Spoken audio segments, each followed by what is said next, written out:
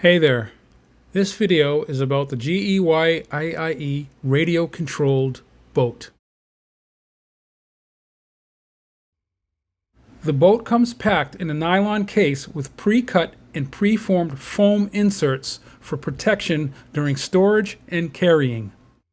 Included in the case is the user manual, 4 AA transmitter batteries, a USB charger, and a spare parts bag, including a spare propeller and a few other small parts. Also included are two 2500 mAh 7.4 volt lithium-ion batteries, a display stand, and of course a long-range 2.4 GHz transmitter.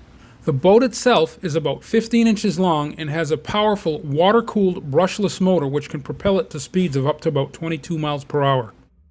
It also has a useful self-righting feature to flip itself back over should it ever become capsized. The boat has a runtime of approximately 12 to 14 minutes per battery, depending on water conditions and the speed that it is operated at.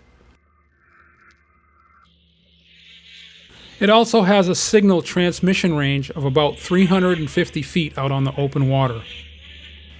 Finally, the handling of this boat on the water is very precise and the performance is very good for its size.